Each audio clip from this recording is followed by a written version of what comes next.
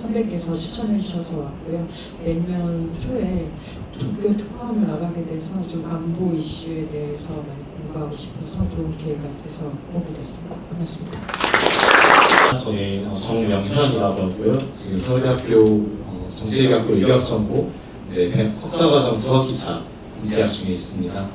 평소에 통일 문제, 북한 문제에 관심이 계속 있어서 관련 이제 정보들을 찾다가 아는 친한 선배 형의 추천을 통해서 이 자리에 오게 되었습니다. 네, 모두 졸업까지 그리고 앞으로도 또 잘 부탁드립니다. 감사합니다.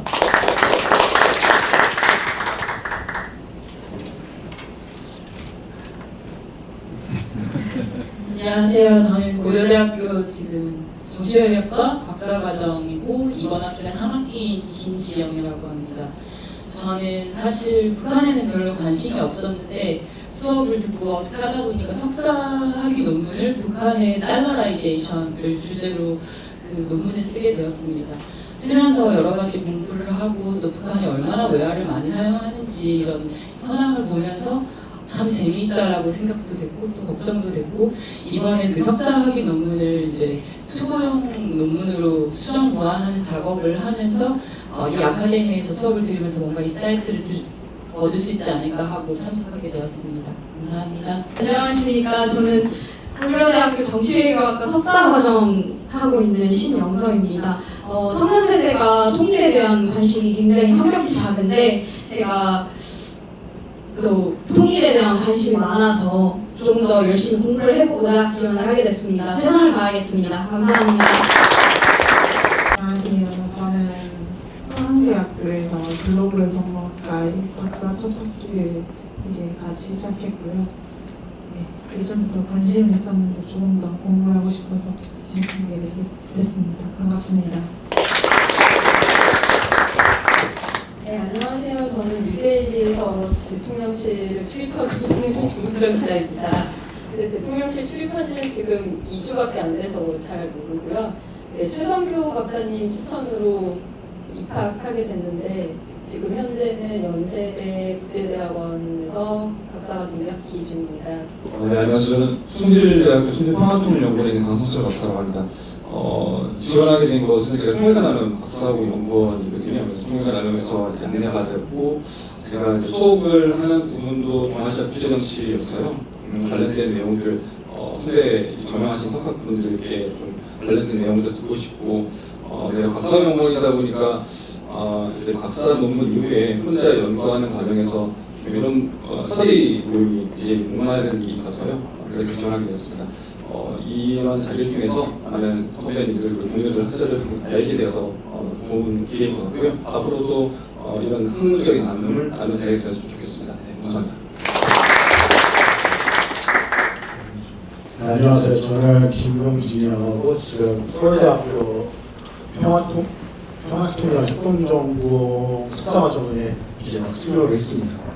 이제 이번에 프로그램을 보니까 여러 좋은 강연자분들께서 이제 좋은 인사이트를 줄 거라고 생각을 하고 그 다음에 여러 가지 토론을 통해서 이제 다양한 의견을 듣고자 이 아카데미에 참석을 하게 됐습니다. 잘 부탁드립니다. 안녕하세요. 저는 한상완이라고 하고 저는 현재는 연합뉴스 TV에서 이제 영상 편집 부대에 있는 외신 수신 및 번역 일을 하고 있습니다. 외신을 번역하는 일이라 보시면 가장 편합니다. 조선중앙TV 뉴스를 좀 보다가 번역이 필요 없는데 참 뉴스가 너무 제가 관심 있는 북한 인권 문제가 없어서 아쉬운 마음에 조금 지원을 하게 되었습니다. 저는 학부가 이화여자대학교라서 북한학과가 있는 과여서 수업을 좀 듣다가 관심이 생기게 되었고 내년에 이제 미국에 있는 로스쿨로 진학을 할 예정인데 그 전에 한국에서 북한 인권에 대해 최대한 많이 알아가기 위해서 이런 좋은 기회에 신청을 하게 되었습니다. 감사합니다. 저희 그러면 첫 번째 강의인 윤영광 장관님께서 준비하신 제1강 지금부터 시작하도록 하겠습니다. 안녕하십니까. 방금 소개받은 윤영관입니다. 저녁 시간에 여러분들 이렇게 뵙게 돼서 반갑고 대학원 급 이상이시고 또 직장에서 근무를 하시는 저보다도 오래 많이 또 생각을 하고 그러신 분들이 오신 것 같아서 상당히 좀 긴장이 됩니다. 저한테 이렇게 그 부탁해 주신 그 주제가 급변하는 한반도 전략 환경 그리고 부제로 자유주의 국제질서의 종언 이렇게 주셨습니다. 그래서 이 문제와 관련해 가지고 사실은 굉장히 포괄적인 주제이고 어려운 주제입니다만은 주어진 시간 제가 알기로는 1시간 정도로 기억하고 있는데 1시간 정도로 최대한 그 압축적으로 설명을 해드리면서 관련해서 한반도 정세가 이제 이야기가 될 수가 있겠죠.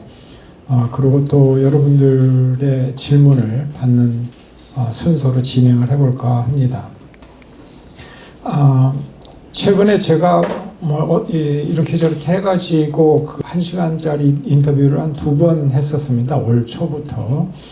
그리고 최근에 그 기고를 했었는데 시간이 되시면은 이 부분들을 체크를 해보시면은 혹시 도움이 되실지 모르겠다 해서 제가 자료로 적어놨습니다.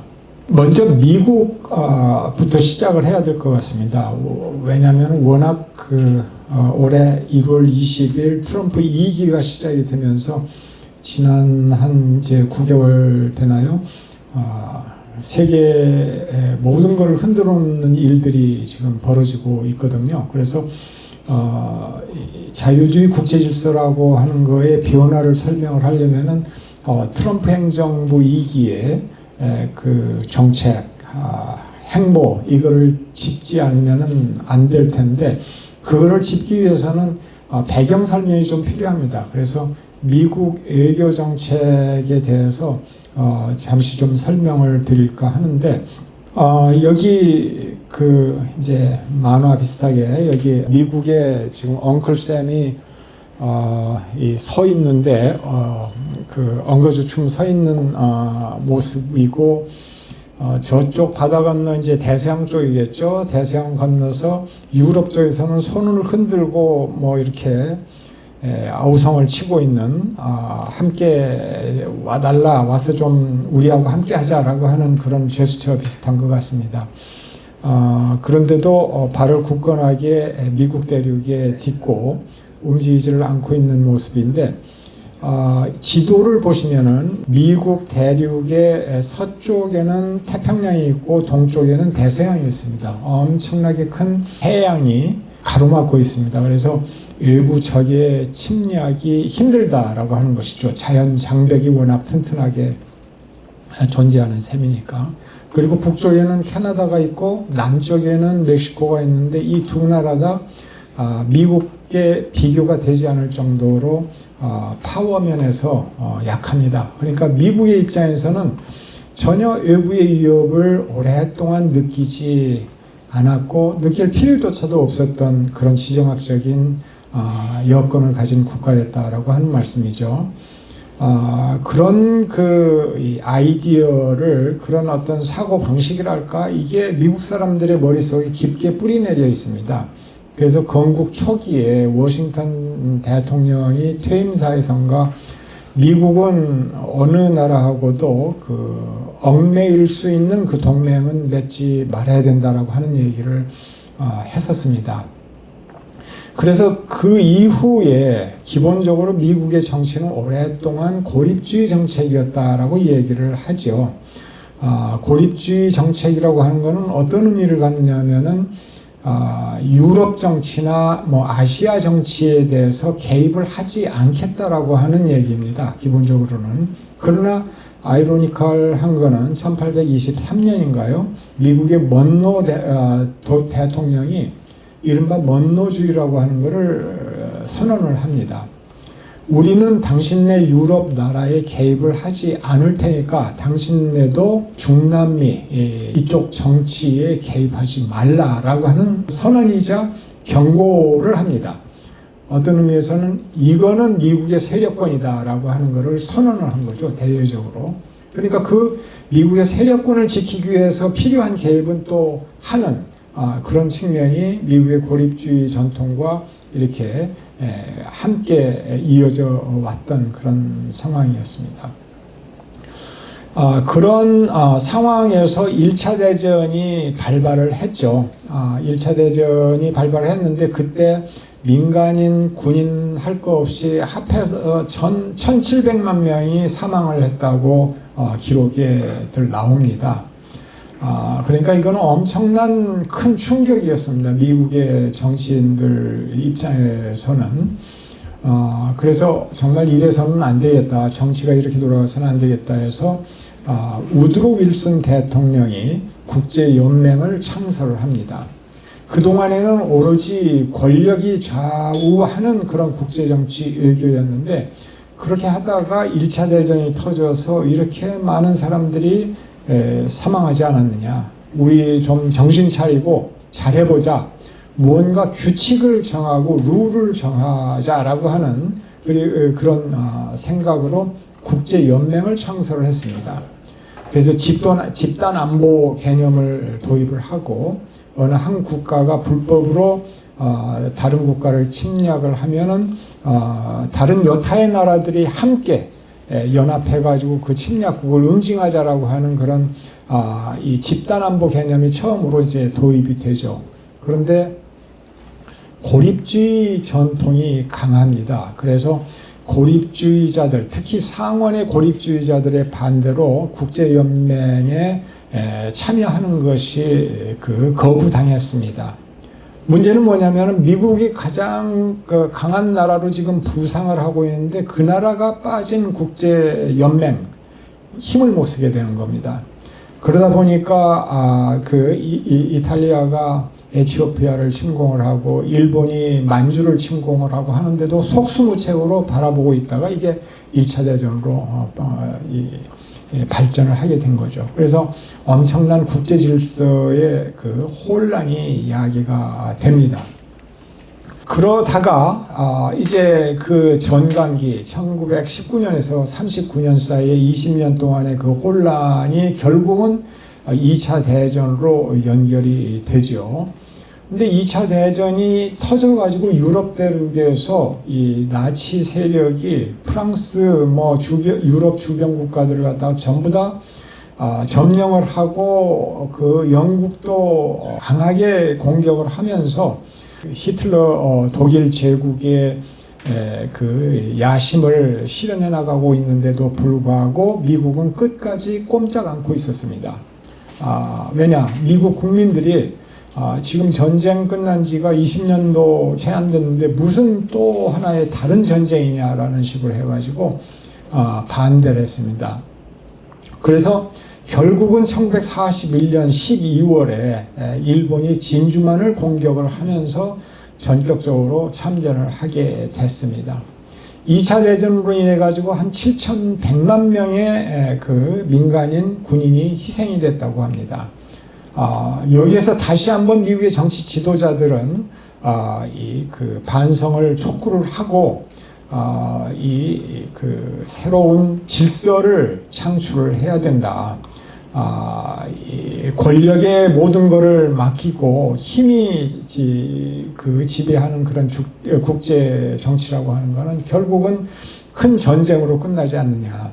이걸 반복하는 것을 막기 위해서 국제연합을 창설을 했습니다. 그래서 국제연합이라고 하는 것은 기본적으로 뭐냐? 힘이 약한 국가나 강한 국가나 평등하다라고 하는 전제하에 이거는 강대국 권력 정치의 개념으로는 이해가 안 되는 거죠. 그러니까 전혀 패러다임이 국제 정치를 보는 시각이 다른 겁니다.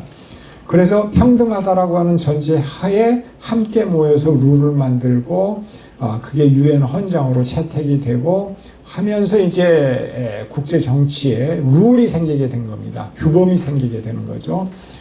그래서 그때 이후에 자유주의 국제 질서가 실질적으로 구축이 돼서 오늘날까지 그게 80년 동안 유지가 되어 왔다라고 하는 것이죠. 그런데 그 초기에 2차 대전 전쟁 끝나고 초기에도 미국의 고립주의자들의 저항은 강했습니다. 예를 들어서 미국 상원이 이제 종전 과정에서 이 ITO International Trade Organization이죠. 그러니까 국제 무역 기구라고 하는 것을 포괄적인 IMF에 상응하는 국제 무역 기구를 만들자라고 했는데 그 안을 거부를 합니다. 그래가지고 관세 및 무역에 관한 일반 협정 GATT라고 하죠. 이게 임시 방편으로 이 채택이 된 일종의 그런 이 규율이었는데 이거가 몇십 년 동안 국제 무역 질서를 관할하는 이 제도로 정착이 된 겁니다. 그만큼 이 미국 상원에 고립주의 세력들이 많이 있었던 거고 1952년에 대선이 있었는데 공화당 후보 로버트 태프트 상원 의원이 나토에 가입하는 것을 반대를 했습니다. 미국이.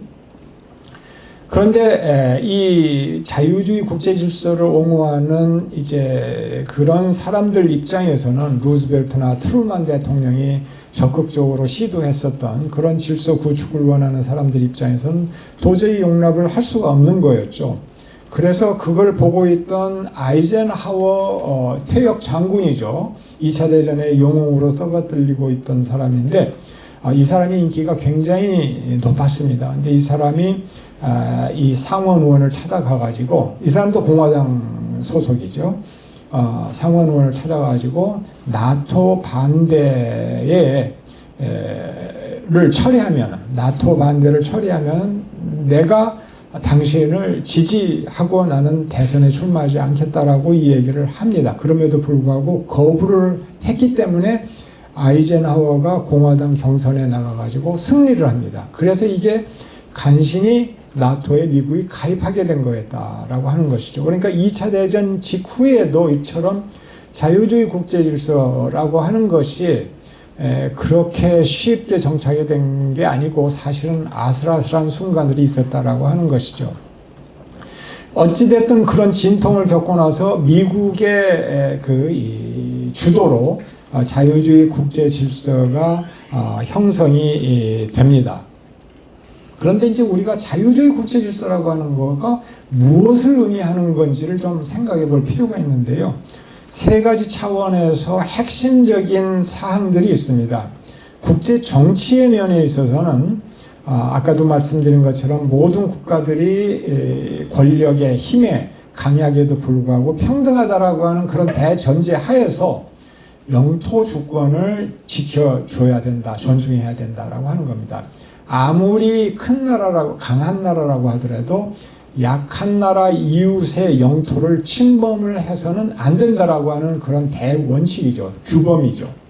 자결권 이것도 마찬가지로 아무리 강한 나라라고 하더라도 이웃의 약한 나라가 국민들이 스스로 결정한 정치 체제나 외교 노선에 대해서 가타부타 시비 걸지 말라는 겁니다. 간여하지 말라는 겁니다. 이게 이제 자결권의 개념입니다.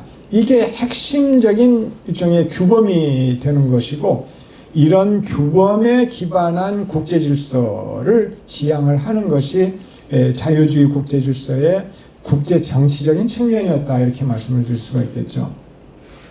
국제 경제 차원에서는 전간기 그러니까 1919년 1차 대전 끝나고 39년 2차 대전 시작되기 전까지 20년 동안에 국제 경제라고 하는 것이 보호주의 무역이었고 그러다 보니까 이 블록으로 나뉘어 가지고 결국은 세계 경제가 공황을 거쳐 가지고 어려운 지경에 빠지고 이게 정치적인 문제를 이제 이야기하는 그런 상황으로까지 발전을 하고 했다는 거죠. 그래서 시장의 원리를 존중을 하자. 효율성, 시장의 원리에 따르는 자유무역, 그리고 그런 시장 원리에 따르는 자본 노동의 자유로운 이동, 이런 것들을 지향하는 그런 질서였다라고 하는 것이고, 국내 정치적으로는 민주주의를 강조를 했습니다.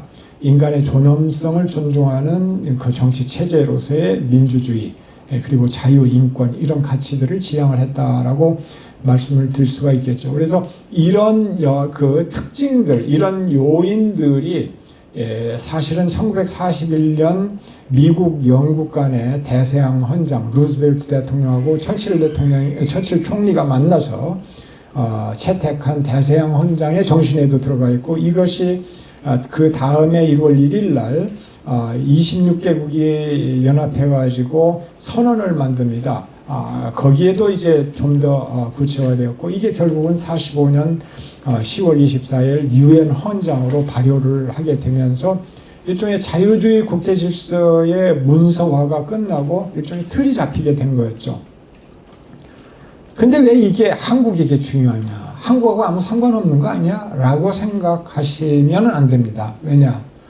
한국은 역사적으로 이 자유주의 국제 질서가 자리 잡고 있지 않던 제국주의 시대 때 힘의 논리가 횡행하던 그런 시대에 나라를 이뤘습니다.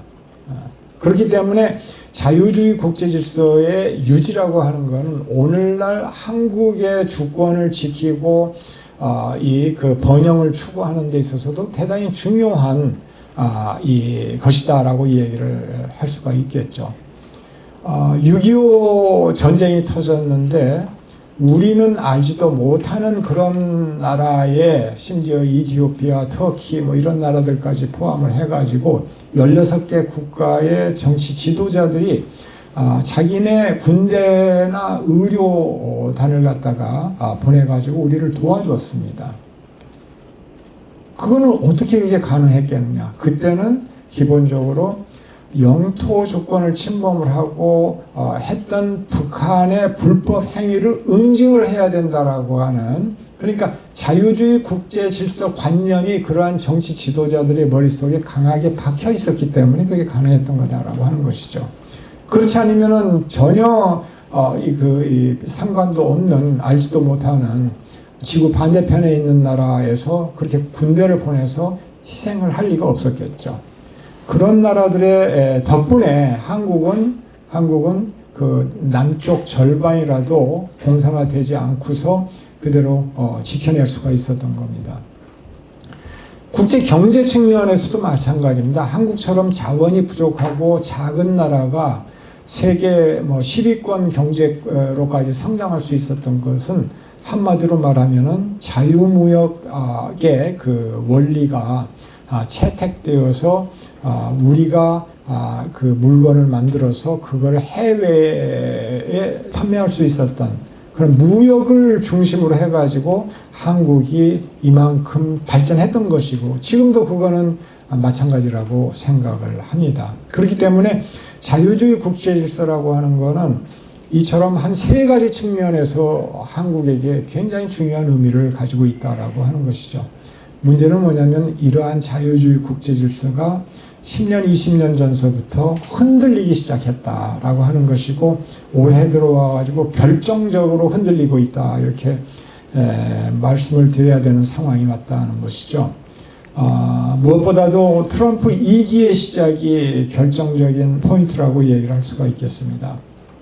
기본적으로 트럼프 2기 외교정책의 특징은 미국이 국제적인 리더십을 포기했다라고 하는 한마디로 요약이 될 수가 있겠습니다. 트럼프 대통령의 세계관은 일종의 제로섬 세계관입니다. 그러니까 당신도 우리와 협력하면은 둘 다 서로 같이 이득을 볼 수 있어라고 하는 일종의 그 포지티브 썸적인 사고가 아니라 내가 이득을 보면은 당신은 손해를 볼 수밖에 없는 것이고 당신이 이득을 보면 내가 손해를 볼 수밖에 없다라고 하는 제로섬적인 그런 세계관을 가지고 있습니다. 그래서 트럼프 대통령의 머릿속에는 언제든지 항상 이 투쟁의 어떤 그런 사고 방식이 강하게 자리 잡고 있다라고 말씀을 드릴 수가 있겠죠. 그리고 기본적으로 권력 정치가 국제 정치의 본질이라고 하는 생각을 가지고 있습니다. 중요한 것은 가치나 이념이 아니라 거래다라고 하는 것이죠. 거래가 중요한 것이다라는 것이고 모든 국가들이 그동안 지난 80년 동안 미국이 자유주의 국제 질서를 유지하느라고 노력을 해왔을 때 이 모든 국가들, 특히 동맹국들이 미국을 이용해 먹었다라고 하는 강한 생각을 가지고 있습니다. 그리고 그렇기 때문에 이제부터 그들로부터 다시 받아내야 한다라고 생각을 하고 있는 것이죠. 바로 그러한 생각이 지금 현재 진행이 되고 있는 한미 무역 투자 협정의 일종의 그 배경을 이루고 있다 이렇게 볼 수가 있습니다. 그런데 이러한 미국의 리더십의 의지가 약화된 배경은 그럼 어디에서 찾아볼 수가 있느냐라고 하는 건데 세 가지 정도를 갖다가 생각해 볼 수가 있겠습니다. 첫째는 국제적 요인입니다. 먼저 중국의 추격, 이게 첫 번째 요인이고요. 이 그래프를 보시면은 이 중국과 미국의 GDP의 그 성장 변화를 보여주고 있습니다. 파란색이 중국이고 오른쪽에 진한 그 녹색이 미국입니다. 이 그래프를 보시면은 1980년에는 중국이 미국 GDP의 한 6% 정도 차지했었습니다. 그러던 것이 2000년에는 12%, 2010년에는 41%, 그 다음에 2020년에는 70%까지 따라왔습니다. 이건 이제 명목 GDP 개념에 따른 건데 구매력 평가 지수로 환산한 GDP로 치자면 지금 중국이 미국을 추월했다고들 얘기를 하고 있습니다. 이렇게 바짝 따라잡고 있는 것이 중국의 그 GDP 추세였다라고 하는 것이죠. 중국이 이렇게 바짝 따라잡았다라고 하는 것은 전체 세계 GDP에서 미국 GDP가 차지하는 그 비중이 상대적으로 낮아졌다라고 하는 것을 의미하겠죠. 원래 2차 대전 끝나자마자는 미국 GDP가 전 세계 GDP의 한 50% 정도 됐다고 이 얘기들을 합니다. 근데 이게 지금은 25%거든요. 그래서 25% 정도 수준에서 한 1980년대부터 쭉 그 레벨이 유지가 되고 있습니다.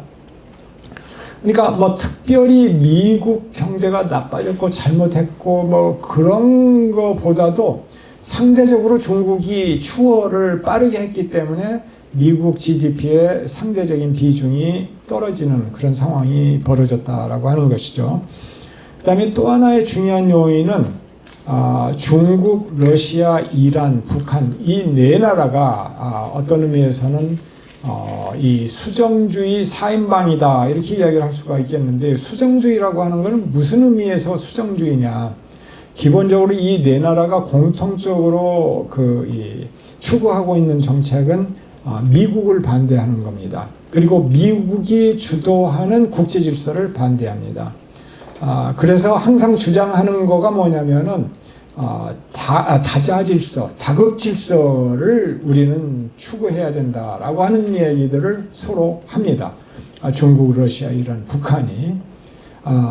이 이야기는 뭐냐면은 미국이 그동안에 주도해온 자유주의 국제 질서를 불신을 하는 것이고 그거를 비판하는 그런 입장을 이 네 나라가 공유하면서 서로 단단히 뭉치고 있다라고 하는 것이죠. 언뜻 듣기에는 권력이라고 하는 게 이렇게 골고루 나뉘어져 가지고 여러 극이 함께 공존하는 국제 질서, 그거 괜찮은 거 아니야? 민주적인 거 아니야? 라고 생각할 수도 있겠습니다만은 그러한 질서가 내포하고 있는 어떤 성격을 봐야 되겠죠. 근데 그 성격이 자유주의 국제 질서, 룰에 기반한 국제 질서는 약화되고 힘이 작동하는 그러한 국제 질서, 세력권 질서가 나타난다 그러면은 그게 과연 이 바람직한 것이냐라고 하는 것은 한국의 입장에서 굉장히 고민을 해볼 만한 주제입니다. 그 다음에 이 두 번째로 국내적인 요인인데요. 이거는 신자유주의 세계화로 경제적인 양극화가 미국 내부에서 진행이 됐습니다. 이 그래프는 레이 달리오라고 하는 미국의 잘 아시는 유명한 투자가이죠. 근데 이 사람이 공부하는 걸 좋아하는 사람인 모양입니다. 그래가지고 그 리서치 팀을 굉장히 큰 리서치 팀을 만들어가지고 세계 경제의 장기 추세를 많이 진단을 하고 거기에서 일종의 사이클을 갖다가 이야기를 하고 규칙성 같은 거를 발견해서 예측을 하려고 하고 하는 사람입니다. 이 팀에서 만들어낸 그래프인데요. 이게 뭐냐면 지난 100년 동안 미국의 상위 소득 10%가 전체 소득에서 차지하는 비율을 그래프로 그려낸 겁니다. 근데 여기서 이제 그 재밌는 거는 뭐냐면은 1940년 정도까지, 그러니까 그래프의 왼쪽이죠. 그래프의 왼쪽의 높은 쪽. 이게 뭐냐면 어느 때냐면 1920년대, 30년대 전반기입니다. 이 1차 대전과 2차 대전 사이의 기간인데 이때는 소득 배분이 굉장히 어떤 의미에서 불평등하게 됐었던 시기죠. 그때까지만 해도 케인지아니즘이 등장하지 않았던 시대입니다. 그래서 일종의 레세페어 리버럴리즘이라고 해야 하는데 자유방임주의라고 해서 이 정부는 경제 영역에 개입해서는 안 돼라고 하는 사고가 강했던 겁니다. 그러면서 공황이 터졌는데 아주 그냥 그 굉장히 어려운 상황이 됐는데도 불구하고 정부가 개입도 안 하고 가만히 있어서는 안 된다라고 하는 이야기가 이제 케인즈의 입을 통해서 나오는 거죠. 그래서 적극적으로 정부가 역할을 해야 된다. 그래서 이 재정 수입을 가지고 교량도 짓고 항구도 짓고 철도도 짓고 하면서 일자리를 창출하고, 일자리를 창출하면은 이제 그 소비할 수 있는 구매력이 생기게 되니까 소비가 늘어나게 되고, 그러면 공장이 돌아가게 되고, 그래서 경제가 한 바퀴 이렇게 선순환하는 과정을 그릴 수 있다라고 하는 게 케인지아니즘입니다. 근데 그거를 채택을 했던 시기가 이제 1930년대 말 40년대 프랭클린 D 루즈벨트 대통령 때 이제 채택을 했으니까요. 그러면서 재밌는 거는 소득 배분이 좀 더 훨씬 더 평등하게 됐죠. 중간 부분에 이렇게 갑자기 이제 그래프가 쭉 밑으로 내려갑니다. 이게 1950년대, 60년대, 70년대까지 그때 시기죠. 비교적 미국의 그 소득 분배가 평등하게 됐던. 그러다가 1985년경부터 다시 불균등 소득 방향으로 그래프가 이제 상승을 하게 되죠. 오른쪽 우상승 기세를 보입니다. 이 시기가 바로 어떤 시기냐면은 밀턴 프리드만의 새로운 정치 경제 패러다임이 자리를 잡았던 때입니다. 그래서 이 1980년대 초에 레이건과 대처 두 정치 지도자가 주도하면서 신자유주의라고 하는 정부는 뒤로 빠지고 모든 규제를 갖다가 해소하고 푸는 그런 방향으로 하면서 이 시장에 맡기는 그런 방향으로 이제 경제 독트린이 운영이 됩니다. 그러면서 불균등 배분이 심화가 되죠. 근데 바로 이 시기가 어떤 시기하고 겹치느냐면 세계화 시대하고 겹칩니다. 1980년대를 넘어서서 1990년대부터 본격적으로 경제의 세계화가 이제 심화되는데 일종의 그 비교 우위 원칙에 따라서 미국은 이 노동이 부족하니까 노동이 풍부한 나라, 임금이 싼 나라에 공장, 이 전통적인 철강, 자동차 이런 것들을 갖다가 이전을 합니다. 그래서 중국 같은 나라들이 이제 공장지대로 군림을 하게 되는 그런 상황이 벌어지게 되죠. 문제는 뭐냐면은 그때 당시에 이제 실업을 경험을 하는 수많은 백인 노동자들, 저학력 백인 노동자들, 피츠버그라든지 이 오하이오 이쪽에 이른바 러스트벨트라고 이야기하죠. 그쪽 사람들의 고통이 심화되기 시작했다라고 하는 겁니다.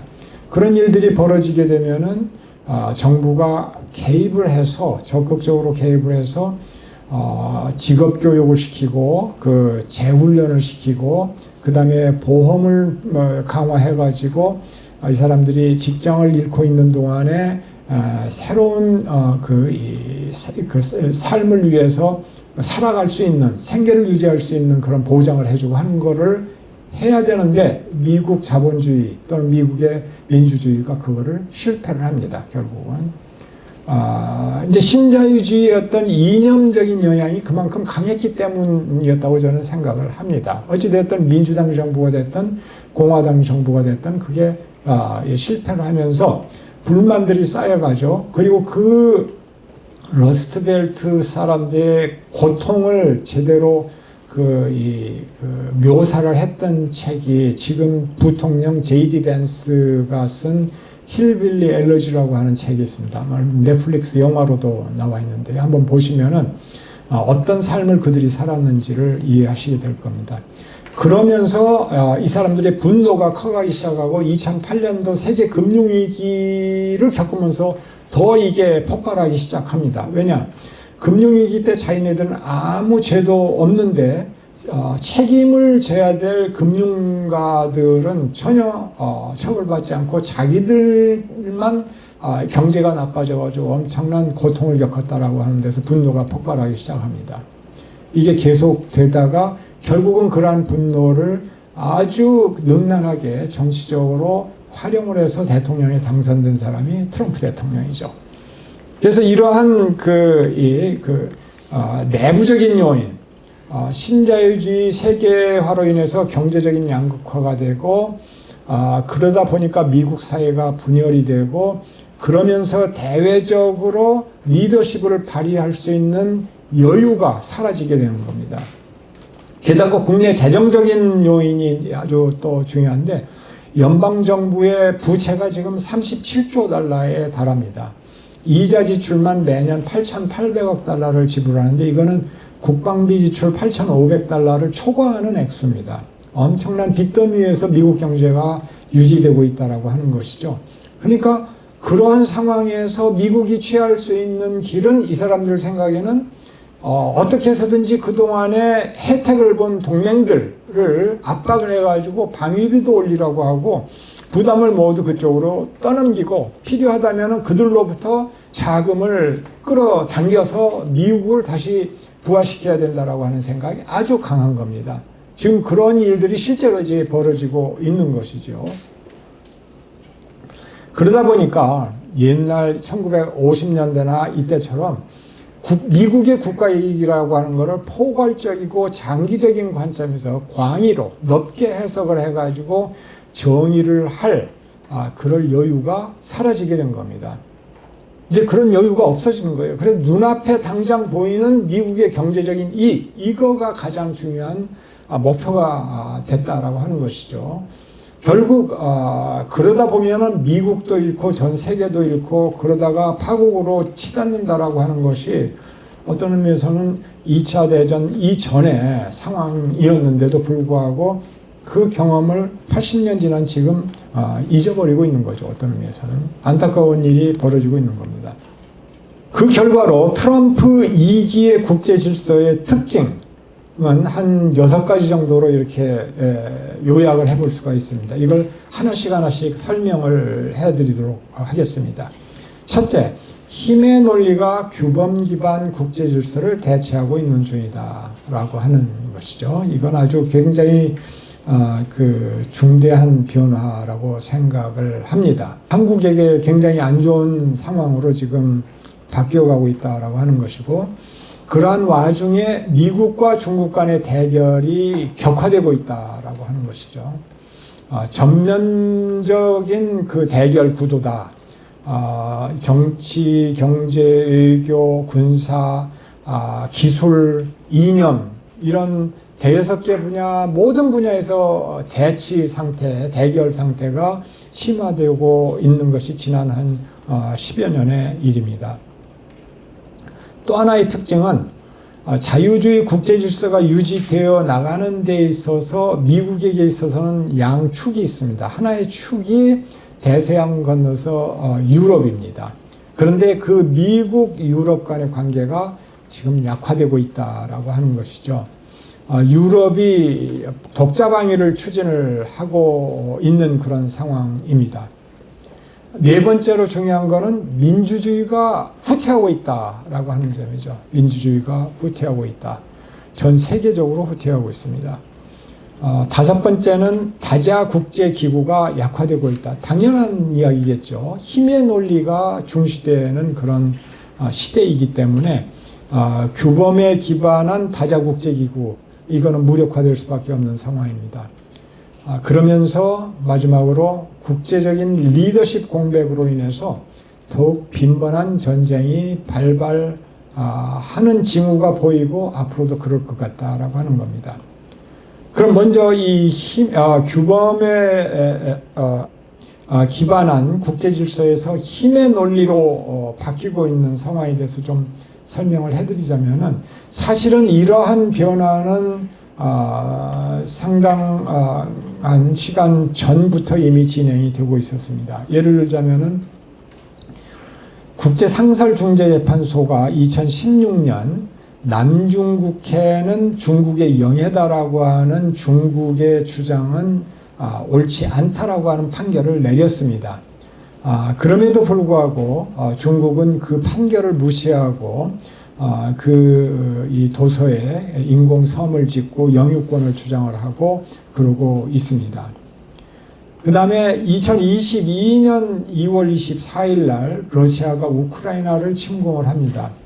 러시아는 잘 아시다시피 유엔 안전보장이사회의 상임이사국입니다. 그러니까 유엔 헌장을 가장 모범적으로 지켜야 될 나라인데 이걸 앞장서서 깨뜨립니다. 그러한 규범을 우크라이나의 영토 주권을 완전히 짓밟는 그런 침공을 했습니다. 그다음에 요즘에 며칠 전에, 사실은 9월 9일이었죠. 러시아가 수많은 드론을 폴란드 영공에 날렸습니다. 폴란드는 잘 아시다시피 나토의 회원국인데 그 폴란드 영공을 러시아 드론이 침범을 해가지고 격추를 시켰습니다. 이거는 과거의 그 규범 기반 국제 질서에서는 있을 수 없는 일들이 벌어지고 있는 상황이죠. 그 다음에 그 같은 날 이스라엘 군이 카타르에 소재하는 이 하마스 협상자들을 공격을 했습니다.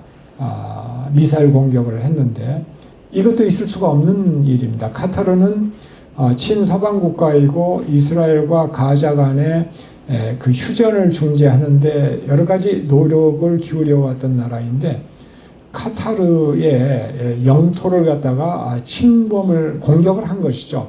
하마스 이 지도자들을 공격한다라고 하는 이유로. 이것도 국제법 위반입니다. 이런 일들이 빈번하게 벌어지고 있는 것이고, 심지어는 트럼프 대통령이 그린랜드나 캐나다나 파나마 영토를 확보하고 싶다라고 하는 의지를 공개적으로 표명을 했습니다. 이러한 모든 것들이 지금 현재 국제 질서가 규범이 아니라 힘의 논리가 작동하는 그런 세상으로 바뀌고 있다라고 하는 것을 보여주고 있습니다. 예를 들자면은 지난 2월 28일 날 트럼프 대통령과 젤렌스키 우크라이나 대통령이 백악관에서 회담을 했는데 아주 유명한 장면이죠. 트럼프 대통령이 젤렌스키 대통령을 밀어붙이면서 뭐라고 얘기를 하냐면은 당신은 카드가 없다라고 하는 말을 6번이나 얘기를 합니다. 여기서 카드라고 하는 거는 뭐냐면은 권력입니다. 힘, 경제 권력, 군사 권력, 이걸 이야기하는 거죠. 당신은 힘이 없는데 뭐라고 자꾸 말이 많냐 이런 얘기죠. 기본적으로 힘이 강한 나라가 요구하는 것을 들어야 될 거 아니냐라고 하는 것이고, 러시아가 주장하는 그 휴전 조건을 그대로 받아들이라라고 하면서 이제 압박을 하고 있는 장면이고, 젤렌스키 대통령이 그거에 대해서 이제 적극적으로 반박하는 그런 장면입니다. 이 부분을 보면은 옛날에 그 투키디데스라고 하는 그리스의 역사가가 펠로폰네소스 전쟁 사에서 아주 유명한 말을 했습니다. 힘이 강한 자는 자신이 할 수 있는 것을 하고 힘이 약한 자는 자신이 감당해야 할 고통을 감당할 뿐이다 라고 하는 이야기를 했는데, 이게 두고 회자되고 있는 말 중에 하나죠. 권력이 판을 치고 있는, 힘이 판을 치고 있는 그런 세상에서 적용되고 있는 일종의 그 법칙 비슷한 걸로 이렇게 이야기가 되고 있습니다. 지금 어찌 보면은 지금 전 세계가 이런 방향으로 지금 그 바뀌어가고 있는 거 아니냐라고 하는 걱정을 하지 않을 수가 없는 상황입니다. 두 번째로 미중 대결이 굉장히 극심해지고 있는데요. 아까도 말씀드린 것처럼 미국은 힘이 부칩니다. 아까 재정적인 부채 문제 뭐 이런 걸 얘기를 했습니다만, 그렇기 때문에 미국의 리소스를 어느 한 곳에 집중하는 선택과 집중 전략을 채택을 하고 있습니다. 역량이 부족하기 때문에. 그래서 유럽이나 중동 쪽에서는 발을 빼고 모든 리소스 역량을 중국 억제에 집중하려고 합니다. 이런 전략을 엘브리지 콜비라고 하는 미국 국방 차관이 주도하고 있습니다. 그러면서 이러한 전략을 어찌 보면 한반도에도 지금 적용을 하고 있는데요. 한국에서도 주한미군은 중국 억제하는데 초점을 모으고 한국군은 북한 억제를 하는데 초점을 모으자, 일종의 역할 분담론을 갖다가 주장을 하고 있습니다. 그러면서 미중 간의 전면 대결의 양상이 심화되고 있는데, 잘 아시다시피 외교 측면에서는 1대1로, 중국의 1대1로 유라시아 대륙을 바다와 육지로 이렇게 연결을 시켜가지고 중국 중심으로 통합을 하는 그런 대대적인 프로젝트죠. 여기에 대해서 미국은 그동안 인도 태평양 전략, 그걸 이제 대응 전략으로 채택을 해서 미국, 일본, 그 다음에 호주, 인도 이 네 나라 쿼드를 중심으로 해서 중국을 압박하는 그런 전략을 추진을 해왔습니다. 군사면에 있어서는 대만 문제가 지금 핵심으로 남아있죠. 분쟁 지역으로.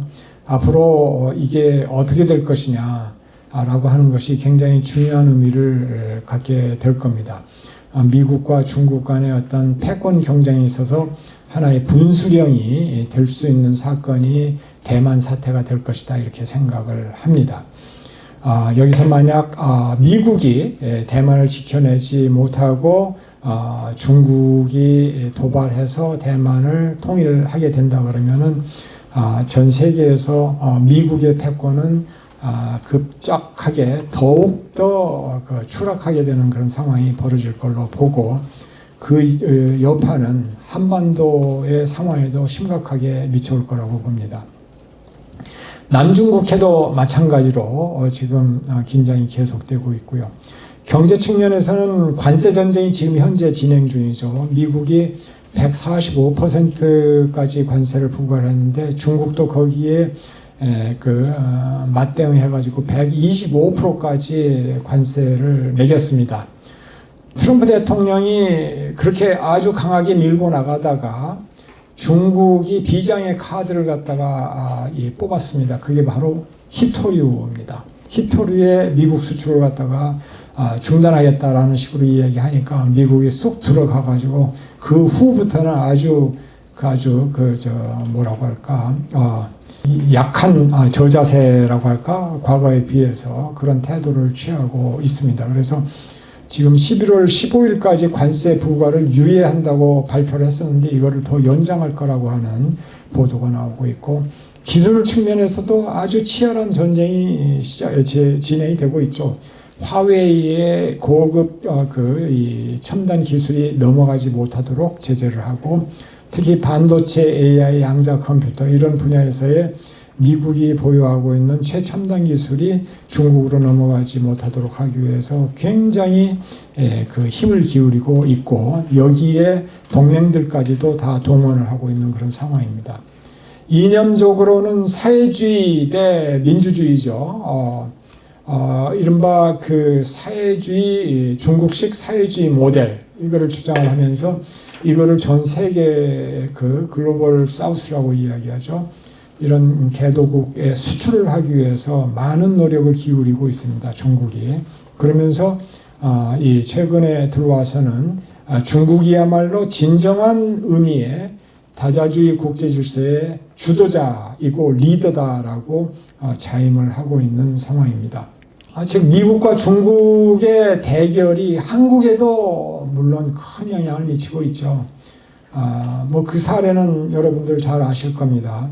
이재명 대통령이 당선된 직후에 미국 백악관이 그 한미동맹은 전통같이 유지될 것이다. 미국은 중국이 전 세계 민주주의 국가들에게 간섭하고 영향력을 행사하는 것에 우려하고 반대한다라고 하는 얘기를 했습니다. 백악관 성명이 이런 식으로 나온 것은 대단히 예외적인 그런 일인데 한국의 대통령이 당선이 됐으면 당선을 축하한다. 앞으로 동맹을 잘 유지해 나가자라고 하면은 될 일인데 거기에 중국에 대한 코멘트를 이렇게 붙인 겁니다. 이거는 그 미국 조야의 어떤 그런 이 우려 이런 것들을 반영을 하는 것이라고 이야기를 할 수가 있겠죠. 거기에 대해서 중국은 바로 몇 시간 후에 뭐라고 외교부가 이렇게 담화를 발표했냐면은 중국은 일관되게 내정 불간섭 원칙을 견지해 왔다. 미국이 한중 관계를 이간질하지 말라라고 하는 말로 이렇게 응수를 합니다. 이만큼 미중 대결 속에서 한국이 사실은 어려운 위치에 있다라고 말씀을 드릴 수가 있겠죠. 그 다음에는 미국 유럽 관계의 변화입니다. 트럼프 대통령은 기본적으로 그 생각이 미국은 과거 수십 년간 국제적인 리더십을 행사한다면서 너무 많은 전쟁에 개입을 했고 그 와중에 동맹들은 제 몫을 하지 않고 무임승차해왔다라고 하는 생각을 가지고 있는 대통령입니다. 그렇기 때문에 동맹에 대한 압박의 강도가 굉장히 강하죠. 그래서 이 유럽의 국가들에 대해서도 뭐라고 얘기를 했느냐면은 미국의 방위비 증액 요구에 응하지 않으면 러시아가 유럽에 대해서 무엇을 하든 미국은 상관하지 않겠다라고 하는 아주 강한 발언을 했습니다. 이건 큰 충격이었던 것이 미국과 유럽, 나토 동맹국들 간에는 그 북대서양 조약 5조에 의해서 서로 방위해줄 의무가 있습니다. 회원국 한 국가가 침략을 제3국에 의해서 당했다 그러면 다른 모든 회원국은 의무적으로 그 국가 편을 들어서 방어해주고 적을 응징하는 그런 의무가 있는데 그걸 정면으로 부정하는 말이기 때문에 그렇습니다. 그래서 유럽의 정치 지도자들이 엄청난 충격을 받았죠. 어찌되었든 유럽 국가들이 미국의 요구, 그 국방비를 GDP 2%에서 5%까지 올리라라고 하는 거에 대해서 2035년까지 그렇게 하겠다라고 합의를 해준 상태입니다. 그러면서 미국과 유럽 간의 갈등 요인이 상당히 강하게 자리 잡고 있는데, 첫째, 이 우크라이나 침공을 바라보는 미국의 트럼프 행정부의 시각과 유럽 국가의 시각이 다릅니다. 유럽 국가들에게 러시아의 그 우크라이나 침공은 심리적으로 큰 위협입니다. 그리고 러시아는 일종의 적국입니다. 우크라이나 침공이 만족이 되면은 러시아가 자기네들의 세력권 확대를 하기 위해서 그 이웃 나라들을 갖다가 침공을 할 것이다 라고 하는 것을 그 예측을 하고 있고, 그렇기 때문에 어떻게 해서든지 우크라이나 침공이 실패로 돌아가도록 해야 된다라고 하는 것이 나토 유럽 국가들의 생각입니다. 그러나 트럼프 대통령의 생각은 그거하고는 상당히 차이가 있습니다. 기본적으로 때로는 푸틴 대통령의 입장에 동조를 하고 우크라이나에 대한 지원도 굉장히 소극적이고 그런 입장을 고수를 하고 있습니다. 예를 들어서 트럼프 대통령이 취임한 직후에 푸틴 대통령과 전화 통화를 하면서 관계 개선을 했습니다. 그러면서 그 초기에 우크라이나를 강하게 압박을 했습니다. 그러면서 러시아가 요구하는 조건을 그대로 받아들이고 종전해라라고 요구를 많이 했었죠. 그런데 이제 우크라이나가 계속해서 저항을 하고 또 시간이 지나면서 또 입장이 다소 바뀌어가지고 이제 러시아를 압박을 하는데 그러면서도 본격적인 압박을 하기보다는 일종의 그 말로 끝나는 그런 식의 그 압박을 합니다. 그러니까 러시아의 푸틴 대통령은 그러한 그 종전에 협력하라고 하는 미국의 요구를 듣지를 않고 비협조적으로 나왔었죠. 이런 부분들이 미국과 유럽의 큰 갈등 요인입니다.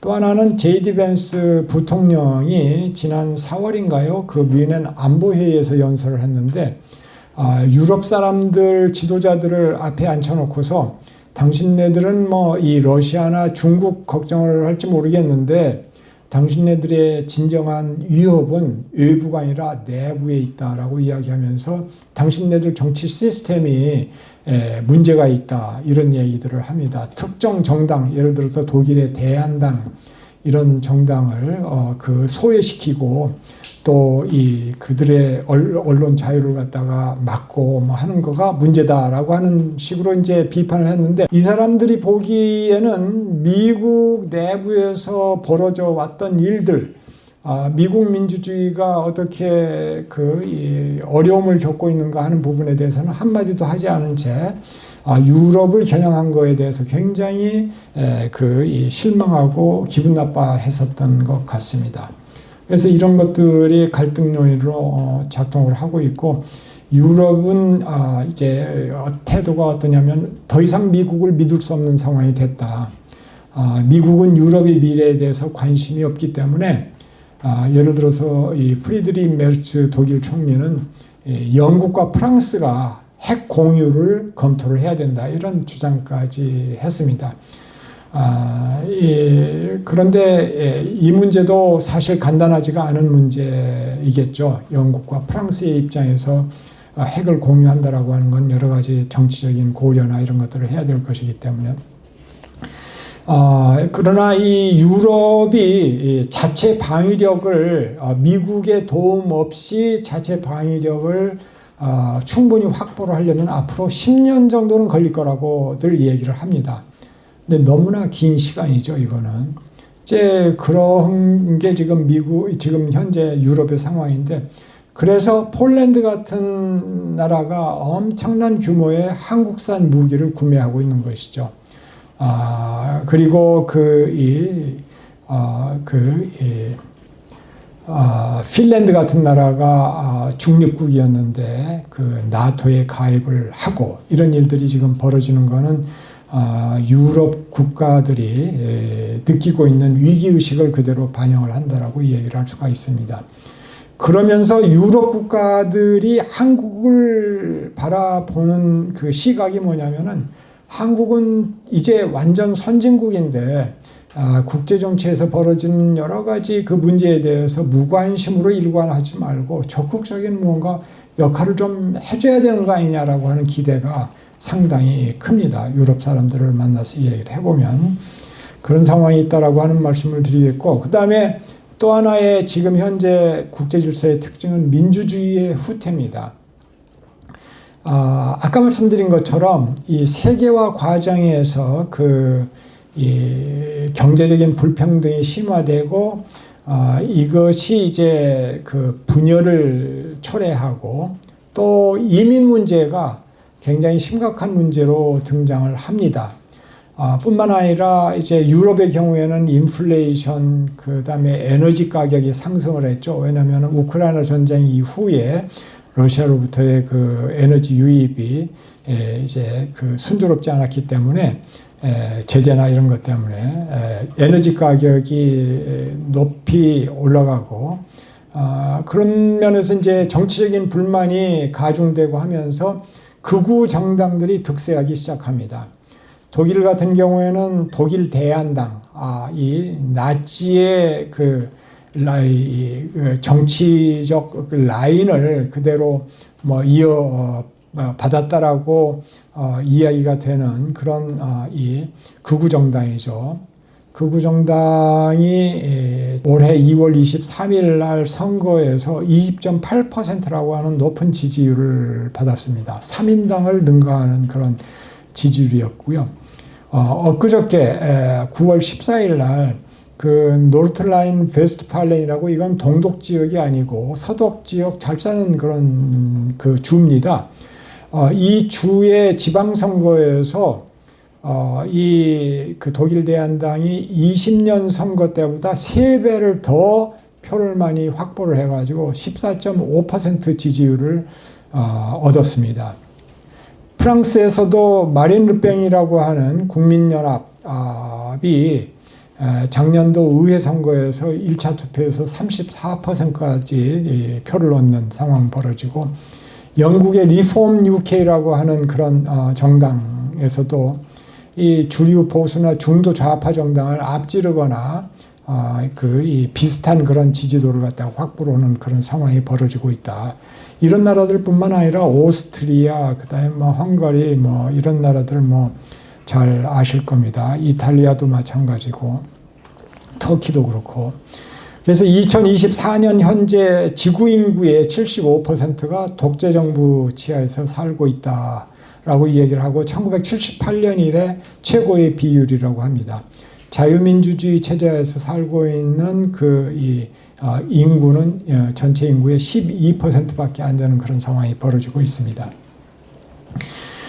다자 국제기구가 약화됐는데요. 미국과 중국, 러시아 간의 대결로 유엔 안보리 기능이 약화가 됐습니다. 왜냐? 서로 비토권을 행사를 합니다. 그렇기 때문에 중요한 사안을 놓고 합의가 이루어지지 않고, 그래서 안보리 기능이 크게 약화되는 상황이 벌어졌고, 미국 트럼프 대통령은 파리 기후변화 협약에서 탈퇴하고 세계보건기구, 그 다음에 1기 때는 그 TPP, 환태평양 무역 파트너십이죠. 여기서 탈퇴를 했습니다. 그 다음에 또 UNHRC, UN 인권이사회, 그 다음에 팔레스타인 난민 구호기구에 자금을 지원해 왔는데 이것도 중단을 했습니다. 심지어는 트럼프 2기 행정부 때 미국 국제개발처 USAID의 예산의 80%를 삭감을 했는데, BBC 방송에 의하면은 2030년까지 1,400만 명이 사망할 가능성이 있다라고 보도를 한 바가 있습니다. 그래서 이런 상황에서 볼 때 이제 최근에 이 상하이 협력 기구 정상회의가 천진에서 열렸고, 그 며칠 후에 북경에서 베이징에서 이 전승절 기념일이 있었죠. 이 사진은 전승절 기념일 사진입니다. 시진핑 좌우에 이 김정은, 푸틴이 같이 나란히 서서 함께 걷는 모습인데, 이렇게 반미 연대는 강해지는 모습이고 동맹은 서로 갈라지는 그런 모습이죠. 미국과 유럽 관계에서 그래 보이는 것처럼.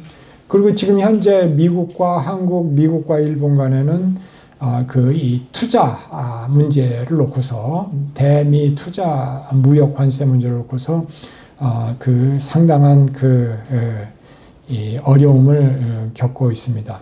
이런 상황을 보면은 중국이 서서히 세를 얻고 있고 미국은 세를 잃고 있는 거 아니냐라고 하는 그런 느낌이 드는 것이 지금 현재의 상황이다라고 하는 것이었고요. 마지막으로 이제 리더십 문제인데요. 국제 정치에서 중요한 게 공공재입니다. 공공재, 퍼블릭 굿이라고 이야기하죠. 공공재라고 하는 거는 모든 멤버들이 함께 누릴 수 있는 재화죠, 일종의. 예를 들어서 도로를 만들어 놓으면은 그 도로를 그 누구도 다 걸어갈 수 있고 그 혜택을 볼 수가 있는 것이죠. 누구 상대방을 갖다가 배제하지 못하죠. 너 아무개는 이 도로 지나가지 마라고 말 못하는 거죠. 그 다음에 그 도로를 내가 지나간다고 해서 다른 사람들이 그 도로를 지나갈 수 있는 혜택이 줄어드는 게 아닙니다. 이게 이 두 가지 특성이 이제 공공재의 특성인데 바로 그런 재화를 누가 만들어낼 것이냐라고 하는 게 문제인데요. 이 공공재를 만들어내는 과정에서 일종의 집단 행동의 문제가 발생을 합니다. 컬렉티브 액션이라고 이야기를 하는데 이건 뭐냐면은 어차피 도로를 내는데 비용이 많이 들지만 나 하나 정도 빠져도 괜찮을 거야. 나는 돈 안 내도 뭐 다른 사람들이 다 낼 테니까. 그럼 그 돈 가지고 도로 지으라고 하고 나는 그냥 도로 만들어지면 거기 지나다니면서 즐길 거야 라고 하는 심리, 이게 작동한다라고 하는 것이죠. 이게 바로 집단 행동의 문제를 이야기하고 그런 식으로 모든 멤버들이 생각을 하다 보면 공공재가 만들어지지 않는 그런 결과가 초래해서 모두가 불행하게 되는, 혜택을 못 보는 그런 상황이 벌어진다라고 하는 것이죠. 그런데 국제무대에서 이거를 적용을 해보면은 국제무대에서도 예를 들어서 기후변화 문제를 어떻게 해결할 것이냐라고 하는 거, 이게 이제 기후변화를 방지하는 거, 이것도 공공재고, 전염병을 방역하는 이것도 공공재고, 국제적으로 해양안보를 갖다가 지켜내는 것도 공공재고 그렇죠. 이런 것들이 존재하면은 모든 국가들이 혜택을 보고 어느 한 국가가 그걸 누린다고 해서 다른 국가가 그걸 배제하지 못하니까. 그래서 이 공공재를 제공하는 것이 중요한데 이러한 프리라이딩의 문제가 발생을 하기 때문에 패권 국가라고 하는 나라가 존재를 하면서 적극적으로 공공재를 제공을 해야 되는데, 국제 무대에서 패권 국가가 리더십을 발휘할 패권 국가가 존재하지 않으면은 그런 공공재가 생산이 되지 않고, 그래서 모두가 함께 망하는 결과가 나온다라고 하는 이야기를 이 킨들버거라고 하는, 찰스 킨들버거라고 하는 MIT 대학의 유명한 경제 역사가가 이론을 개발을 했습니다. 그런 개념을. 1929년에서 39년까지 이때가 대공황 시대인데요.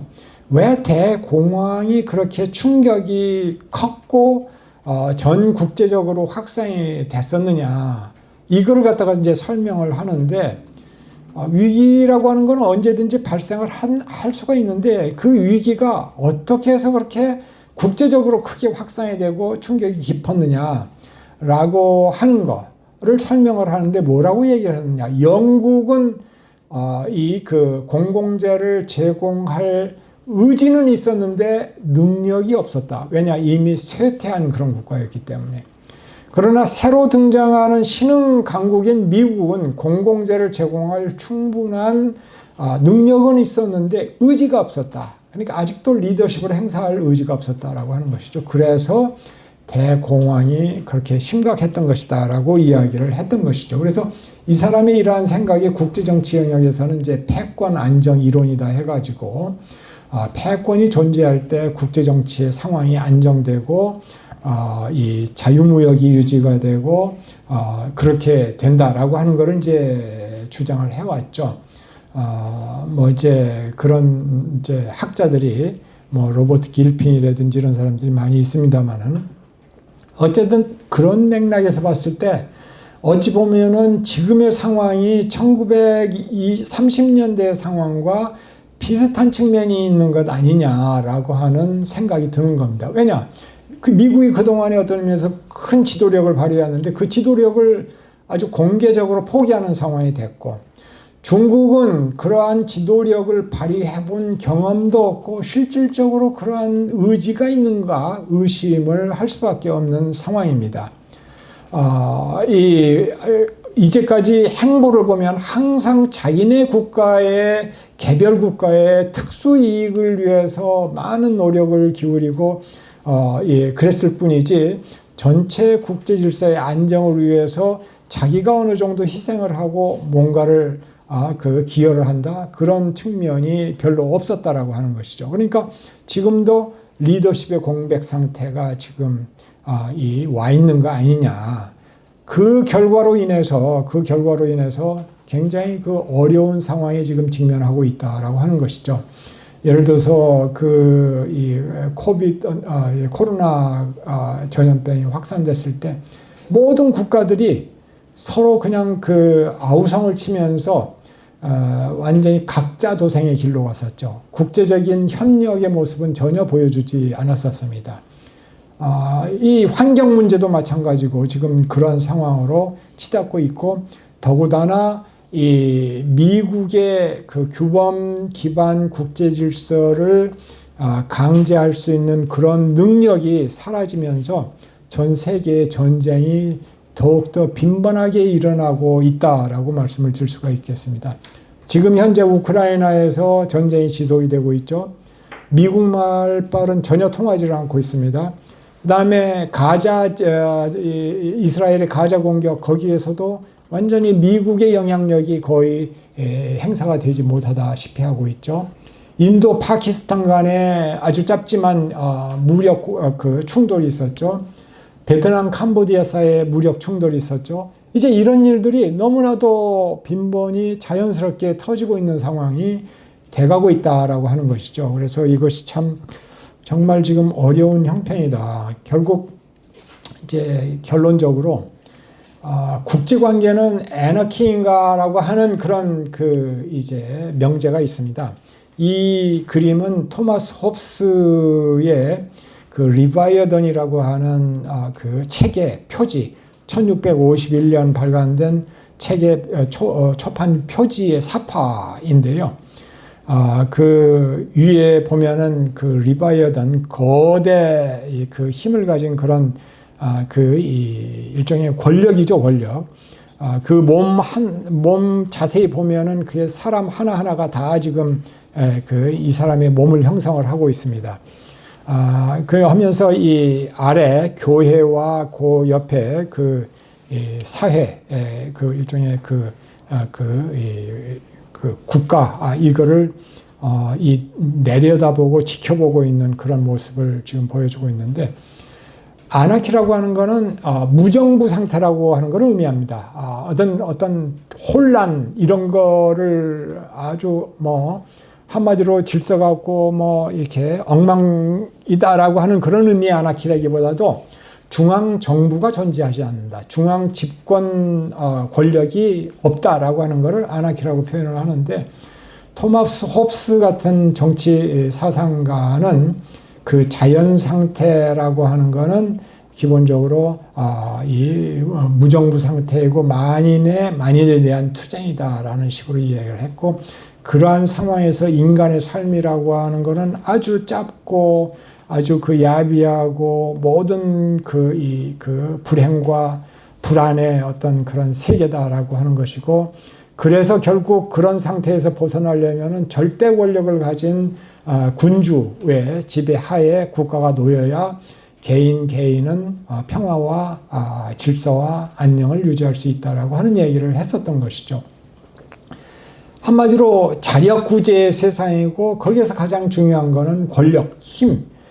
이것이 이제 홉스의 관점이라고 본다면은, 사실 존 로크라고 하는 그런 사상가는 이제 뭐라고 얘기를 했냐면은, 자연 상태가 아나키인 거는 분명하지만 그럼에도 불구하고 만인에 대한 투쟁일 필요는 없다.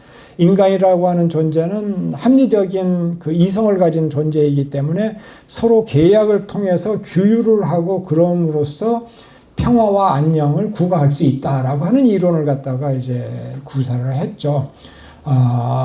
그래서 이제 국제정치의 맥락에서 본다면은 힘의 정치, 권력 정치가 아니라 예를 들자면 어떤 계약에 의한 그런 제도, 유엔이라든지 국제법이라든지 이런 것들이 지배하는 세상, 그래서 어느 정도 안정을 추구할 수 있는 그런 세상을 이제 대변하는 사상가다, 이렇게 얘기를 할 수가 있다면은, 사실 국제정치 현실이라고 하는 거는 이런 홉스적인 관점과 로크적인 관점의 세계가 이렇게 혼재하고 있는 상황인데, 2025년의 상황은 홉스적인 상황 쪽으로 더 가까이 가고 있는 세상인 것 같다라고 하는 느낌이 든다라고 하는 것이죠. 그래서 자유주의 국제 질서와 관련해 가지고 생각을 정리를 해서 여러분께 말씀을 드렸습니다. 제 말씀은 그 정도로 마치기로 하고 질문을 받도록 하겠습니다. 외적 요인 그리고 이제 국내적 요인을 들어주셨습니다. 이 두 가지 국제적 요인과 국내적 요인 중에서 어떤 것이 더 미국의 리더십 상실에 결정적으로 작용했다고 생각하시는지 궁금합니다. 즉 수정주의 국가들의 연합 혹은 그 신자유주의로 인한 그 미국 국내의 경제적 양극화, 이 두 가지 중에 어떤 것이 더 미국의 리더십 상실에 결정적인 영향을 미쳤는지 교수님의 개인적인 생각이 궁금합니다. 그거는 뭐라고 할까, 그 서로 비교를 해가지고 어떤 게 더 중요하다라고 이야기하기보다는 어떤 의미에서는 동전의 양면이라고 할까, 차원이 다른 두 차원에서 동시에 진행되고 있는, 그러면서 서로 연계가 되어 있었던 현상이다, 이렇게 이야기를 할 수가 있을 것 같습니다. 예를 들자면은 국내 정치적인 요인으로 분열이 되고 사회가 완전히 양극화되어 있으면은 대외적인 차원에서 리더십을 행사할 수 있는 여유가 줄어들고 일관된 어떤 외교 정책이라든지 이걸 강하게 붙일 수 있는 힘이 빠지는 거가 되겠죠. 그러니까 이 두 개가 서로 유기적으로 연결이 되어 있는 그런 거기 때문에 이 두 개를 같은 평면에 놓고서 어느 쪽이 더 중요했다 이렇게 이야기하기보다는 좀 입체적으로 이 두 가지 차원에서 이 두 상황이 동시에 맞물려서 진행이 되어 왔다 이렇게 보는 게 좋지 않나 싶은 생각이 듭니다. 감사합니다. 예. 되게 많은 생각이 들었는데요. 강의를 듣다 보니까 이렇게 점점 1930년대로 회귀한다 이런 말씀을 들으니까 그럼 이제 우리 세계 대전이 또 일어나는 게 아닌가 이런 우려도 생기고 또 존 로크의 그런 사상이 좀 확산이 되면 어떻게 보면 합리적으로 우리가 또 국제 질서를 다시 좀 정연하게 할 수 있지 않을까 하는 생각이 드는데 지금 한국의 어떤 스탠스 이런 게 되게 중요할 것 같습니다. 근데 이제 내일자 저희 이제 신문에 실리는 건데 이재명 대통령께서 그 타임지랑 인터뷰를 하셨더라고요. 그러니까 최근에 관세 그 협상이 이제 지금 일본은 그 서명을 했는데 우리는 아직 서명을 안 한 상태에서 되게 고민이 많은 것 같더라고요. 그래서 이제 500억 달러를 투자를 해야 될 것이냐 말 것이냐 고민 중인데 그걸 내가 승인했을 경우 내가 탄핵당할 수도 있을 것 같다 이런 멘트를 하셨더라고요. 탄핵당할 수 있을 것 같다. 네. 그러니까 이제 3,500억 달러 투자하는 게 쉽지 않다. 그 관세 협상을 문서로 이제 서명에 대해서 좀 뻐리고 있는 것 같은데 이제 일본은 그게 상당히 불평등한 그 계약이라는 걸 알면서도 서명을 했는데 일본의 입장은 어떻게 보면 미국의 그 안전보장 그런 걸 이제 고려해서 불평등하지만 어쩔 수 없이 이제 계약을 한 걸로 보이거든요. 근데 이제 우리나라도 어쨌든 미국의 그 안보를 좀 기대해야 되는 상황에서 이재명 대통령의 저런 스탠스가 과연 맞을까 하는 우려도 있고 그렇다고 또 없는 돈을 땡겨서 3,500억 달러를 투자하기도 힘들고 되게 어려운 상황인 것 같습니다. 그러니까 우리 한국의 앞으로의 스탠스가 어떻게 되어야 하며 그런 큰 전쟁을 막기 위해서 뭘 해야 할지 그런 걸 좀 여쭙고 싶습니다.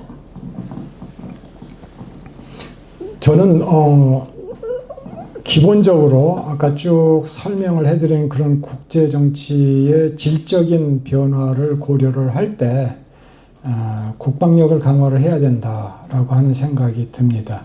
왜냐하면 아까도 말씀드렸던 것처럼 홉스적인 세계로 좀 기울고 있는 그런 불안한 느낌이 드는데 이건 뭐냐면은 스스로 자강할 수 있는 능력이 갖추어지지 않으면은 정말 살아남기 힘든 그런 상황이 오고 있다라고 생각이 들기 때문에 국방비 증액을 해야 된다 이렇게 생각을 하고요. 최근에 우리 정부에서 3.7%까지 그 증액을 하기로 했다고 보도가 나왔던 것 같은데 저는 그 방향으로 가야 된다라고 생각을 합니다. 그리고 두 번째로는 지금 그 여러 가지 정말 어려운 숙제가 산재했는데요. 그 중에 하나 한국이 전반적인 외교 노선을 어떻게 잡을 것이냐 하는 문제인데요. 기본적으로 그 미국과의 동맹 관계를 잘 유지해 나가는 것, 이것이 굉장히 중요한 기본 전제가 되어야 된다고 생각을 합니다. 비록 트럼프 대통령이 동맹을 압박을 하고 여러 가지 그 한국의 입장에서 받아들이기 힘든 요구를 한다고 하더라도 동맹이라고 하는 것을 최대한으로 유지를 하고 미국의 그 한국 방어에 대한 공약, 핵 확장 억제의 지속적인 제공에 대해서 미국의 약속을 끌어내도록 노력을 해야 된다라고 생각을 하고요. 근데 이제 그런 부분들이 상당히 쉽지 않은 것 같습니다. 왜냐하면 기본적으로 트럼프 대통령의 생각이 그 동맹에 대해서 그렇게 그 중시하는 그런 입장이 아니기 때문에 어떻게 트럼프 대통령의 생각이 한국에 대한 동맹을 끝까지 지켜줘야 된다라고 생각하게끔 만들 것이냐라고 하는 게 중요한 이슈인데요. 저는 이제 그 방법의 중요한 하나로서 등장을 하고 있는 게 이른바 조선협력, 방산협력, 원자력협력 뭐 이런 것들이라고 봅니다. 원전협력, 반도체 이런 분야에 있어서. 왜냐하면 저도 뭐 저기 이번 주말에 그 컬럼을 하나 지금 기고를 해놓은 상태인데요. 거기서도 제가 이 얘기를 했습니다만은 굉장히 이 세계가 이 어려워지고 힘들어지고 있는 상황인데 미국의 한국을 다루는 방식이 달라져야 된다라고 하는 주장을 했습니다. 기본적으로. 왜 그러느냐. 지금 트럼프 대통령이 시도하고 있는 것은 일종의 거대 프로젝트입니다. 세기적이라고 이야기할 수 있는 1세기에 올까 말까 하는 그런 거대 프로젝트를 갖다가 추진을 하고 있는데 그게 바로 뭐냐면은 미국의 제조업 부흥입니다. 과거의 세계 역사를 보면 패권 국가들의 발전 단계가 초기에는 무역, 제조업 중심으로 갔다가 후기에는 그 금융, 서비스 중심으로 바뀝니다. 이게 일종의 하나의 패턴을 그려왔는데 미국은 그걸 거스르면서 다시 한번 제조업을 재육성을 하겠다라고 하는 거대 프로젝트를 추진을 하고 있는데 그거를 하는 미국의 입장에서 볼 때 한국처럼 적절한 파트너가 없습니다. 조선, 그 다음에 방산, 원자력, 이 자동차 이런 등등의 여러 산업 분야에서 세계 한 5위권 안에 다 이렇게 들고 하는 그런 상황이기 때문에 제조업 육성의 가장 중요한 파트너이고 그만큼 미국이 중요한 프로젝트를 함께 하는데 중요한 게 파트너십인데 그 파트너를 대하는 태도가 어떤 이해와 상호 존중이 아니라 강압에 의해서 진행이 된다면 그건 문제가 아니냐라고 하는 그런 건데요. 그래서 어찌되었든 그런 산업 협력을 성공적으로 추진해 나가면서 미국의 이 방위 공약 이거를 지속적으로 확보해 나가는 것이 우리한테 중요하다라고 하는 것이고 또 하나 중요한 거는 미국이 흔들리고 있는 상황 아니겠습니까? 지금 규범에 기반한 국제 질서를 유지해 오는데 리더십을 발휘한 미국이 흔들리고 있지만 우리는 그래도 아까 말씀드린 것처럼 규범 기반 국제 질서 하에서 번영을 누려왔고 앞으로도 그게 있어줘야만 우리에게는 큰 이득이 되는 겁니다. 그렇기 때문에 우리하고 비슷하게 생각하는 국가들, 그러니까 민주주의를 원하고 규범 기반 국제 질서의 유지를 원하는 다른 나라들과의 연대를 적극 강화해 나가야 된다 이렇게 생각을 합니다. 그 중에 하나가 일본이고 인도고 그 다음에 유럽이고 호주, 캐나다 이런 나라들이 대표적인 사례겠죠. 그래서 그런 국가들과의 연대를 강화하면서 외교의 어떤 우리 외교의 그 공간을 넓혀 나가야 된다라고 하는 것이죠. 맨날 미국과 중국 사이에서 어떻게 해야 될 것이냐의 그 프레임에만 갇혀 있어서는 지금은 안 될 때다라고 저는 생각을 합니다. 한국의 국력이나 위상이나 이 모든 것을 봤을 때. 그래서 좀 더 과감한 진취적인 적극적인 어떤 외교력을 발휘를 해야 된다 그렇게 생각을 합니다. 저 오늘 늦어서 일단 죄송하다는 말씀 드리고 싶고요. 좋은 강의 너무 감사합니다. 그 교수님께서 오늘 패권 안정 이론을 말씀을 해주셨는데, 그러면 패권 국가가 생기면 전반적으로 국제 질서가 좀 안정이 된다 이런 취지잖아요. 그러면 G2라고 불리는 미국과 중국의 국력이 만약에 비등비등해져서 균형을 이루게 되면 그 체제는 안정적인 어떤 체제를 구축한다고 볼 수 있는 건지 궁금하고요.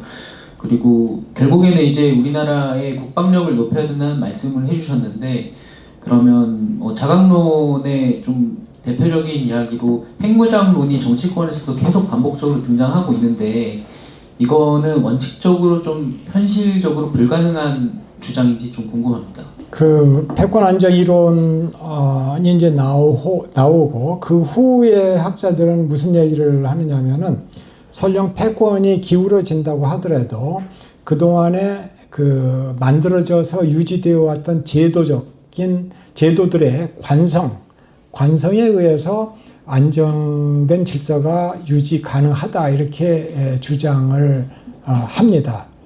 그 코헤인이라고 하는 사람이 애프터 헤지모니라고 하는 오래전에 쓴 책에서 이제 그런 논리를 펴 나가죠. 근데 지금의 상황은 사실은 그거하고도 좀 다르죠. 왜냐하면 아까 말씀드린 것처럼 제도적인 장치들이 지금 무력화되고 있는 그런 상황이기 때문에. 근데 말씀하신 그 미국과 중국의 세력이 비슷해졌을 때 안정적인 상황이 오느냐? 글쎄요. 한 가지 가능성은 트럼프 대통령의 정책이 지금은 아주 중국을 강한 패권 경쟁국으로 생각을 하면서 서로 그 견제를 하고 압박을 하고 있는 그런 상황입니다. 그런데 어느 날 갑자기 트럼프 대통령이 정책을 바꿔서 중국과 대타협을 추구할 수도 있다고 저는 봅니다. 왜냐? 기본적으로 파워 폴리틱스, 권력 정치를 믿는 대통령이기 때문에 권력 정치의 귀결은 결국은 세력권 정치거든요. 그러니까 중국, 당신네들은 아시아에서 당신네 세력권을 형성을 해. 우리는 이 미주 대륙에서 세력권을 형성을 하고 유럽은 유럽 대륙에서, 러시아는 뭐 동국 지역, 중앙아시아 지역에서 세력권을 형성을 해가지고 이렇게 같이 살면 될 거 아니냐 라는 식으로 갈 가능성도 배제할 수 없다라고 하는 것이죠. 그걸 갖다가 세력권 정치라고 하는데, 그 세력권 정치는 어찌 보면은 권력 정치, 파워 폴리틱스의 자연스러운 귀결이기도 합니다. 그래서 그럴 가능성을 무시를 할 수는 없는데, 그런 상태에서 안정이 올 수가 있다라고도 볼 수가 있지만, 그 관계가 틀어져 가지고 결국 세력권과 또 다른 세력권이 부딪혀 가지고 대전이 폭발하고 하는 그런 경우도, 2차 대전의 경우도 결국은 지역 블록이 이제 나뉘어져 있다고 이제 그런 식으로 됐던 거기 때문에 장담할 수는 없을 것 같아요. 그러나 그렇게 세력권 정치가 시작이 되면은 한국에게도 굉장히 어려운 상황이 올 것이다라고 나는 생각을 합니다. 과연 미국의 트럼프 행정부의 입장에서 한국을 자기네 어떤 그 영향권, 속하는 자유우방이라고 생각을 할지, 아니면 지리적으로 당신은 중국하고 가까우니까는 중국 쪽이야 뭐 이렇게 하면서 밀어 제낄지, 그렇게 된다면 한국의 민주주의 국가로서의 정체성은 어떻게 되는 거냐 라고 하는 그런 문제가 발생을 하겠죠. 왜냐하면 일단 세력권의 이 세력권이 형성이 되면 항상 그 세력권의 일종의 그 맹주의 정치 시스템이 그 세력권 전체로 확산되는 것이 대부분의 상례이기 때문에 그렇습니다. 그 다음에 한국의 자강 노력과 관련해 가지고 저는 기본적으로는 이 핵이라고 하는 옵션, 이거는 항상 어떤 의미에서는 카드 중에 하나다라고 생각을 합니다. 고려할 수 있는 옵션 중에 하나다. 그러나 그때그때 상황을 봐야 된다. 그래서 그 옵션이 갖는 비용 측면과 이득 측면을 냉철하게 계산을 해서 비용이 크냐 이득이 크냐 이걸 따져서 이득이 클 때 이제 그 선택을 하는 거가 되겠죠. 근데 아직까지는 비용 측면이 이득 측면보다 큰 것 같습니다. 자체적인 핵개발 옵션이라고 하는 것은 그런 측면이 있는 것 같고, 그 다음에 하나의 대안으로서는 지금 이제 우리 정부에서 추진을 하고 있는 이 원자력 협정 개정 한미 간에 이거를 저는 찬성을 합니다. 그거는 뭐 지금 우리 정부의 입장은 상업적인 이유, 이게 중요하기 때문에 이걸 추진을 한다라고 하는 포지셔닝을 하고 있는데요. 저는 그게 올바른 포지셔닝이라고 생각을 하고, 왜냐하면은 이것 때문에 우리는 우라늄 그 연료를 공장 돌리는데 35%를 러시아에서 구입을 해야 됩니다. 엄청난 이거는 그 리스크가 걸려 있는 거고요, 사실은. 그 다음에 그 핵 폐기물 이거 저장하는 것도 지금 완전히 포화 상태에 들어가가지고 이 문제도 해결을 해야 되고 여러 가지 문제들이 걸려 있기 때문에 상업적인 이유를 앞세워가지고 그런 식으로 하는 거에 대해서 저는 좋은 아이디어라고 생각을 합니다. 예. 그 말씀 주신 내용과 질문 답변 주신 내용 토대로 민주주의를 원하는 국가와의 연대를 말씀을 해주셨는데 그 부분에 대해 좀 궁금한 게 생겼습니다. 이런 일본이나 인도, 호주, 캐나다, 유럽 이런 국가들이 만약에 민주주의나 인권 보호의 측면에서 연합을 해서 할 수 있는 역할이 무엇이 될지, 그리고 어떤 측면에서 가장 선제적으로 역할을 취할 수 있을지에 대한 고민이 좀 생겨서 그 부분에 대한 견해를 여쭙고 싶었습니다.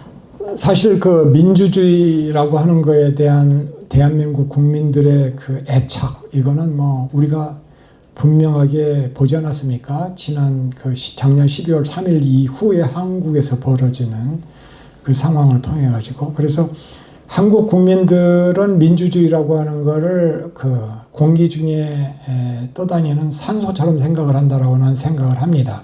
그거를 이 배제한 외교 정책, 이건 맞지 않다라고 하는 것이죠. 그러니까 국민들이 민주주의를 원하는 그 욕구, 이거에 반대 방향으로 외교 정책을 펼친다라고 하는 거는 안 된다라고 하는 기본 전제고요.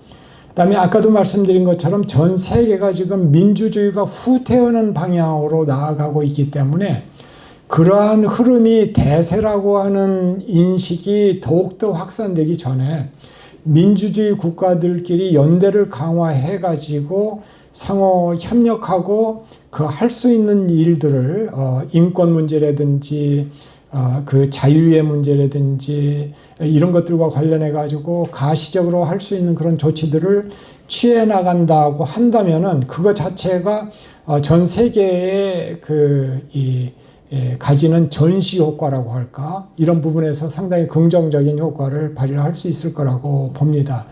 지금 이런 식으로 가다 보면은 이 민주주의도 완전히 약화되고 규범에 기반한 국제 질서도 약화되고 그러면서 이 대외 정책도 굉장히 투쟁적인 관점으로 바뀌게 되고 정말 홉스적인 세계가 다가온다고 하면은 그건 정말 상상하기 힘든 어려운 상황으로 전 지구 사회가 빠져드는 거기 때문에 그걸 막는 보루 역할을 한다라고 하는 것은 굉장히 의미가 있다고 생각을 하고 그 규범을 되살리고 민주주의적 규범을 되살리고 강화하고 그 사회주의 전체주의 독재에 대한 그 한거의 의지를 분명히 하고 하면서 그 유엔이라든지 그런 그 기관을 통해 가지고 구체적인 액션을 갖다가 취해 나가고